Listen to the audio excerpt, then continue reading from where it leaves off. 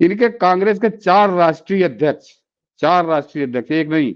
मनीष जी, जो सर की उपाधि दी जाती है, इंग्लैंड की ब्रिटेन द्वारा दी जाने वाली सबसे बड़ी उपाधि है, जैसे हमारे यहाँ भारत रत्न, ऐसे वो सर की उपाधि देते हैं, नाइटहुड। और ये उपाधि पाने वाले कांग्रेस के चार अध्यक्ष, कांग्रेस के चार अध्यक्ष 1947 से पहले, जरा सोच लिए, आजादी की लड़ाई अंग्रेजों से कैसी लड़ रहे थे।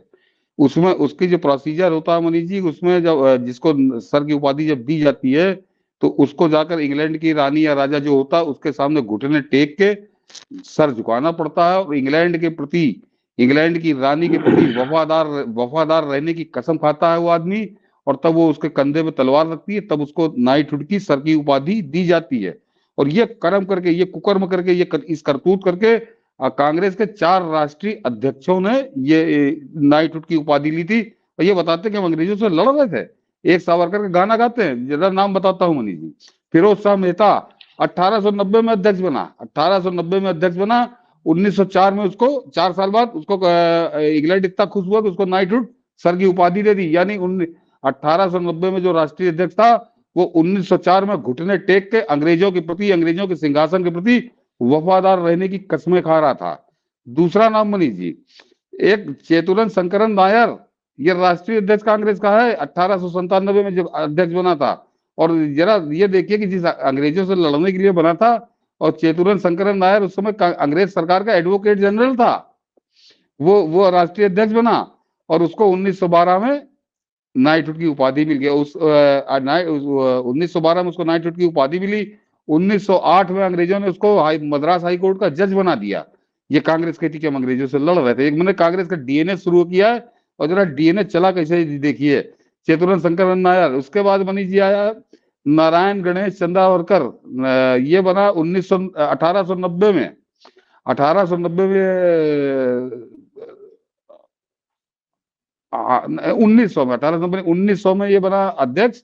और 1910 में इसको नाइटहुड की उपाधि मिल गई। इसने 10 साल इसने कांग्रेस के राष्ट्रीय अध्यक्ष के रूप में, कांग्रेस नेता के रूप में कैसी सेवा की अंग्रेजों की, कि उन्होंने इसको सर की उपाधि दे दी, सबसे सर्वोच्च अपनी। और आखिरी है मनीष जी रास बिहारी घोष, रास बिहारी घोष। दर्शकों को कहूंगा जरा कंफ्यूज मत करिएगा, जो सुभाष चंद्र बोस के साथ जो थे, वो रास बिहारी बोस हैं, और ये रास बिहारी घोष है। दोनों में अंतर है, बोस और घोष का अंतर समझिएगा। ये रास बिहारी घोष, इसको 2 बार अध्यक्ष बनाया, 1907 में, 1908 में, और इसको 1915 में सर की उपाधि मिल गई। ये कैसी सेवाएं कर रहे थे कांग्रेसी नेता, कांग्रेस के राष्ट्रीय अध्यक्ष, कि ये आजादी की लड़ाई लड़ रहे थे, और अंग्रेज इनको सर्वोच्च अपनी उपाधियां दे रहे थे। ये घुटने टेक के अंग्रेज, इंग्लैंड के प्रति, इंग्लैंड की महारानी के प्रति वफादारी की कसम खा रहे थे ये लोग। लेकिन ये तो 4 राष्ट्रीय अध्यक्ष हैं। अब और पाप बताता हूं मनीष जी। 1942 का बड़ा रोना रोते हैं कांग्रेसी की, भारत छोड़ो आंदोलन। मैं अभी 47 से पहले आज अपने आप को सीमित रखूंगा, चीन और कश्मीर की बात नहीं करूंगा। 1942 में अंग्रेजों ने एक और हिंदुस्तानी को नाइटहुड सर की उपाधि दी। और जब 1942 में, समझिए, ये तो बताते हैं भारत छोड़ो आंदोलन, उसी वजह से भाग गए सब अंग्रेज, और पूरा देश तो अंग्रेजों से लड़ रहा था 1942 में। और उस समय जिसने अंग्रेजों से नाइटहुड की उपाधि ली सर की, उसका नाम था फजल अली। फजल अली को 1942 में देश लड़ रहा था, वो उससे वहां जाके उनके वफादार रहने की कस्में खा रहा था इंग्लैंड जाके। और उसको जब मनीष जी आजादी मिली, तो 1947 में आजादी मिलते ही नेहरू ने उसको उड़ीसा का गवर्नर बनाया, फजल अली को।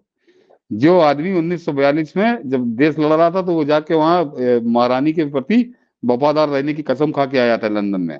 उस फजल अली को उन्होंने 1947 में बनाया। जब और अध्यक्षों के अलावा बता दूं, और एक था गोपाल स्वामी अयंगार, उसको 1941 में अंग्रेजों ने नाइटहुड सर की उपाधि दी। उसने भी जाके कसम खाई कि महारानी के प्रति वफादार रहूंगा। वो इतना प्यारा था इन कांग्रेसियों को, जो आजादी की लड़ाई लड़ रहे थे, कि 1947 में मनीष जी जब आजादी मिली, तो उसको बिना विभाग का मंत्री बना दिया नेहरू ने, कि विभाग नहीं, तुम बिना minister without portfolio, Gopal Swami Iyengar. और 1948 में वो देश का पहला रेल मंत्री बना, गोपाल स्वामी अयंगार। इसी कांग्रेसी सरकार ने उसको रेल मंत्री बनाया 1948 में। 1952 तक वो देश का रेल मंत्री रहा, और 1952 के बाद उसको रक्षा मंत्री बनाया। जो आदमी अंग्रेजों से घुटने टेक के उनके प्रति वफादार रहने की कस्में खा रहा था 47 से पहले। 1941 में जब जिस समय देश लड़ा रहा था, सुभाष चंद्र बोस मारे मारे फिर रहे थे। तो ये इन कांग्रेसियों का डीन है। और अभी एक इनकी करतूत बताऊंगा, उसके बाद तो मतलब सर जो है शर्म से झुक जाए। और ये मैं केवल आपको नाइटहुड सर की उपाधि बता रहा हूं। कांग्रेसी नेताओं की अगर सूची बनाऊंगा ना, जिनको अंग्रेजों ने राय बहादुर, खान बहादुर, पठान बहादुर दुनिया भर के जो दिए थे, तो ये हजारों में है जो अंग्रेजों से उपाधि लेते थे।